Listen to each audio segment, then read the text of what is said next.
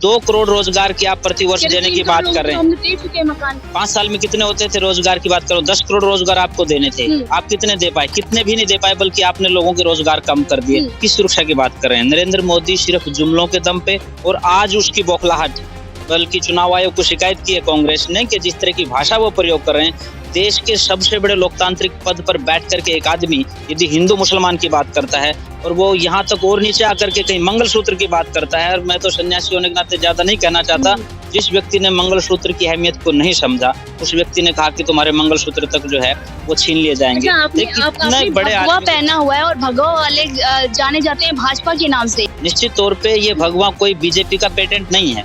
BJP 1980-82 से पहले BJP इस धरती पर नहीं थी, उससे पहले भी ये भगवा था। यदि हम आरएसएस की बात करें, 1925 से पहले आरएसएस नहीं थी, उससे पहले भी ये भगवा था। ये भगवा किसी बीजेपी के बाप की बपोती नहीं है। ये भगवा निश्चित तौर पे सनातन की परंपरा का एक हिस्सा है।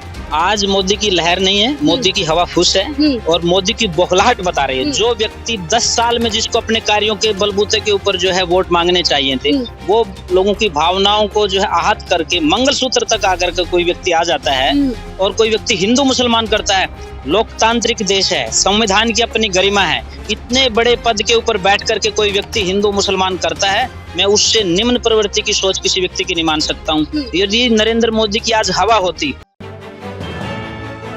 सटीक खबरों का सीधा असर। आप देख रहे हैं एनसीआर समाचार, खबर भी असर भी।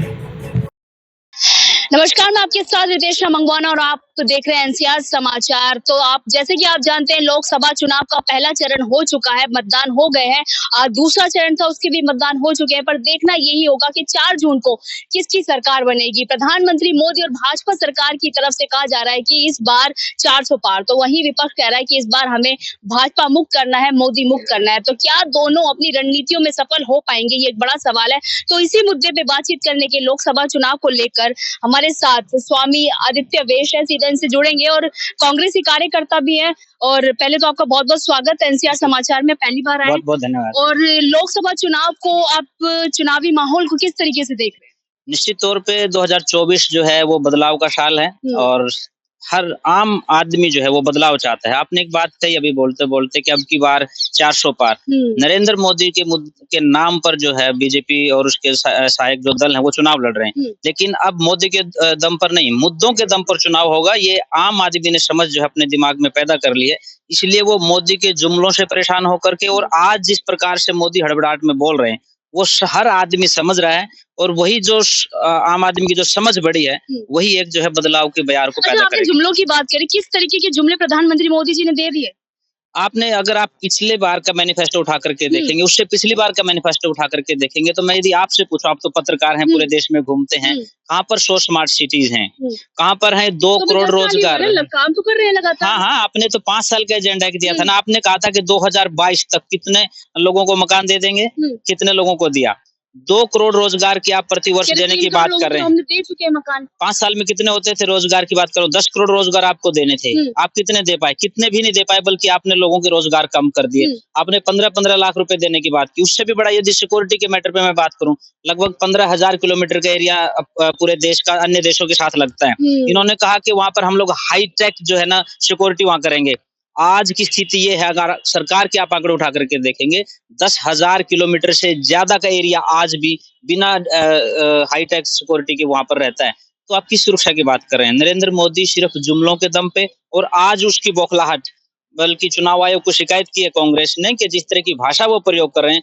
देश के सबसे बड़े लोकतांत्रिक पद पर बैठ करके एक आदमी यदि हिंदू मुसलमान की बात करता है, और वो यहाँ तक और नीचे आकर के कहीं मंगलसूत्र की बात करता है, और मैं तो सन्यासी होने के नाते ज्यादा नहीं कहना चाहता, जिस व्यक्ति ने मंगलसूत्र की अहमियत को नहीं समझा, उस व्यक्ति ने कहा कि तुम्हारे मंगलसूत्र तक जो है वो छीन लिए जाएंगे। आपने भगवा पहना हुआ है, और भगवा वाले जाने जाते हैं भाजपा के नाम से, कि जो भगवा पहनता है वो भाजपा में होता है, सनातनी जो होता है वो भाजपा में होता है।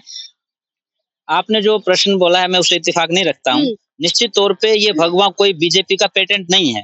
बीजेपी 1980-82 से पहले बीजेपी इस धरती पर नहीं थी, उससे पहले भी ये भगवा था। यदि हम आरएसएस की बात करें, 1925 से पहले आरएसएस नहीं थी, उससे पहले भी ये भगवा था। ये भगवा किसी बीजेपी के बाप की बपोती नहीं है। ये भगवा निश्चित तौर पे सनातन की परंपरा का एक हिस्सा है, और ये त्याग और समर्पण का प्रतीक है। तो लगातार लड़ रहे हैं ना प्रधानमंत्री। कौन लड़ रहे हैं? मैं आपसे एक प्रश्न कर रहा हूँ, नरेंद्र मोदी बोलते हुए ये कहते हैं कि सब कुछ मुसलमान को दे देंगे, मतलब हिंदू खतरे में है। यदि तथाकथित रूप से दुनिया का सबसे ताकतवर तथाकथित ताकतवर आदमी आज प्रधानमंत्री है, सबसे ताकतवर तथाकथित ताकतवर मैं कह रहा हूँ, जानबूझकर के सो कॉल्ड मैं उनको बोल रहा हूँ, वो गृह मंत्री है, सो कॉल्ड ताकतवर आदमी आज रक्षा मंत्री है, उसके बावजूद भी यदि हिंदू खतरे में है तो हिंदू का कुछ नहीं हो सकता। मैं आपसे कहना चाहता हूँ कि खतरे में हिंदू नहीं है, खतरे में बीजेपी है, और बीजेपी को अपना खतरा दिख रहा है, इसलिए वो बौखलाहट की भाषा जो है आज बोल रहे हैं लोगों के सामने दिग्भ्रमित करने के लिए। परंतु आज व्यक्ति ना तो जातिवाद के नाम पर बटेगा और ना हिंदू मुसलमान के नाम पर बटेगा, वो मुद्दों के नाम पर जो है वोट देगा। और निश्चित तौर पे ये 2024 का जो वर्ष है ये बदलाव का वर्ष है, मोदी अपने घर बैठेंगे और आम जनता की सरकार बनेगी। पर वही राहुल गांधी के बयान से भी आप पूर्ण रूप से अवगत होंगे कि जिस तरीके से उन्होंने बयान दिया कि हम सबका मतलब कि फाइनेंशियल ब्यौरा लेंगे, किसके पास कितनी धनराशि है, और ये तमाम आरोप लगाए जा रहे हैं कि क्रांतिकारी भी आएगी, राहुल गांधी ने ऐसा भी कहा। सबसे महत्वपूर्ण बात राहुल गांधी जी दो बातों को जोड़ करके कहते हैं, आप उन दोनों बातों को जोड़ करके कहिए। एक तो वो कहते हैं कि आर्थिक रूप से ये देखा जाएगा कि किसका कितना स्टेटस है। आज जो है यदि नरेंद्र मोदी ये कह रहा है कि मैं 80 करोड़ लोगों को 5-5 किलो राशन दे रहा हूँ, 5 किलो राशन 80 करोड़ लोगों को दे रहे हैं, इसका मतलब क्या है कि वो लोग बिलो पॉवर्टी लेवल जो है ना वो गए हुए हैं। यदि उनकी परीक्षण होकर के जांच होकर के और उनको मेन स्ट्रीम में लेकर के आ जाए तो मैं उसको गलत नहीं मानता हूँ, ठीक है ना। यदि आप लोगों को उनका अधिकार दिलवा सकें, आम आदमी को आर्थिक आधार पर यदि उनकी गणना होती है और फिर उनके बारे में कोई प्लान आगे का बनता है तो मैं उसको गलत नहीं मानता हूँ। तो इसका मतलब जैसे प्रधानमंत्री मोदी कह रहे हैं अगर किसी के पास 4 कमरों वाला घर है तो 2 घर जो है वो सपा और क्या कहते हैं तेजस्वी यादव के पास जाएंगे, 2 कांग्रेसी के पास जाएंगे, इस तरीके से बंटवारा होगा क्या? मैं एक और काउंटर क्वेश्चन कर रहा हूँ। आप वैसे तो नरेंद्र मोदी कभी आपके चैनल के सामने आएंगे नहीं, फिर भी कभी आ जाए, प्रश्न उनसे जरूर करना कि आपने अडानी और अंबानी को किससे पूछ करके एयरपोर्ट बेच दिया, बीएचएल किससे पूछ करके बेच दिया, बीएसएनएल किससे पूछ करके बेच दिया। जितनी भी बड़ी बड़ी संस्थाएं थी इस समाज में वो सारी की सारी उनको गिरवी रख दी एक तरह से। बड़े बड़े जिनको लोग देखने के लिए आते थे, जो संग्रहालय थे, वो उन्होंने उनके सपोर्ट कर दिया, निजीकरण नहीं कर दिया, वो अपने फायदे के लिए कर रहे हैं। आपने इलेक्टोरल बॉन्ड देखा, प्रेशर बना करके ईडी सीडी का प्रेशर बना करके उनके ऊपर छापे मार करके उनसे पैसे लेकर के उनको फ्री कर दिया जा रहा है। हर रोज ये चीजें हो रही हैं।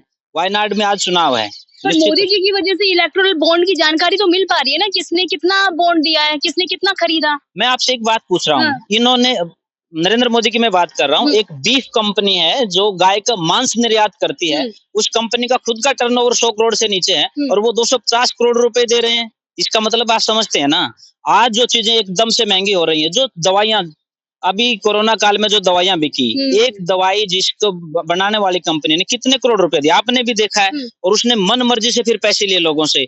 जो दवाई 3 महीने 4 महीने या और थोड़ा सा 6 महीने पीछे चले जाओगे, जो आज 300 रुपए में आती थी वो आज 600-700 रुपए में हो रही है। इसका कारण यही है कि उन कंपनियों ने करोड़ों रुपए नरेंद्र मोदी को और उनकी पार्टी को दिए हैं, उसके एवज में उनको फ्री कर दिया कि तुम महंगाई को कितना ही बड़ा करो या उसके रेट्स जो है कितने हाई करो। स्वामी जी आप ये तो मानते हैं ना कि मोदी जी जहाँ चले जाते हैं उनका मैजिक चलता है, उनकी मोदी लहर चल रही है, और जनता कहती है कि हमारे पास मोदी के अलावा कोई विकल्प भी नहीं है विपक्ष में। आज मोदी की लहर नहीं है, मोदी की हवा फूस है और मोदी की बौखलाहट बता रही है। जो व्यक्ति 10 साल में जिसको अपने कार्यों के बलबूते के ऊपर जो है वोट मांगने चाहिए थे, वो लोगों की भावनाओं को जो है आहत करके मंगलसूत्र तक आकर के कोई व्यक्ति आ जाता है और कोई व्यक्ति हिंदू मुसलमान करता है। लोकतांत्रिक देश है, संविधान की अपनी गरिमा है, इतने बड़े पद के ऊपर बैठ करके कोई व्यक्ति हिंदू मुसलमान करता है, मैं उससे निम्न प्रवृत्ति की सोच किसी व्यक्ति की नहीं मान सकता हूँ। यदि नरेंद्र मोदी की आज हवा होती तो जितने भी भ्रष्टाचार से लिप्त लोग थे, आपको एक लिस्ट बना करके सूची बना करके देखेंगे तो आपको ईडी को कहीं ढूंढने की जरूरत नहीं पड़ेगी, सब नरेंद्र मोदी के कैबिन में मिलेंगे। अभी पिछले 2 महीने पहले जिन लोगों ने जो है अलग अलग पार्टियां छोड़ करके बीजेपी ज्वाइन की है और बीजेपी की वॉशिंग मशीन में से निकल कर गए, इधर से भ्रष्टाचारी घुसा, उधर से जा रहे हैं भाजपा में, कोई भी है जिसके ऊपर तथाकथित रूप से भी जिसके ऊपर भ्रष्टाचार का आरोप है वो आज नरेंद्र मोदी की शरण में है, और वो सिर्फ इसलिए नरेंद्र मोदी उनको शरण में ले रहे हैं। उनको बाय हुक बाय क्रुक जो है उनको आज सत्ता चाहिए और वो सत्ता के लिए कुछ भी करने के लिए तैयार हैं। राहुल गांधी और कांग्रेस सत्ता के लिए लड़ रही है, नरेंद्र मोदी और उनकी टीम सत्ता के लिए लड़ रहे हैं। पर विपक्ष के पास चेहरा कौन है जो मोदी जी को टक्कर दे पाएगा? अब चेहरा आम जनता है, चेहरे की जरूरत नहीं, लोगों के सामने मुद्दे हैं। कंफ्यूज है। कंफ्यूज नहीं है, लोगों मोदी के के सामने सामने आज है ही मुद्दे नहीं हैं, लोगों के सामने आज मुद्दे हैं और मोदी का चेहरा भी देख लिया है। मोदी के चेहरे से तो खुद बीजेपी के लोग परेशान हैं, जो लोग इनके समकक्ष थे, इनसे 2 कदम आगे थे, उन सबको कोने में लगा करके नरेंद्र मोदी आज यहाँ पर खड़े हुए हैं। उनसे वो भी आने वाला समय आएगा जब नरेंद्र मोदी अपने घर में बैठेंगे और आम जनता की सरकार जो है चलिए, बनेगी। बहुत शुक्रिया बातचीत करने के लिए। मौसम बिगड़ रहा है, बारिश भी हो रही है, पर ये देखा जाएगा कि इस बार किस पार्टी का मौसम बिगड़ने वाला है और 4 जून को किसकी सरकार बनेगी और कौन तख्ता पलट करेगा। सबसे बड़ा सवाल यही है। मैं आपके साथ रितेश मंगवाना और आप देख रहे थे एनसीआर समाचार।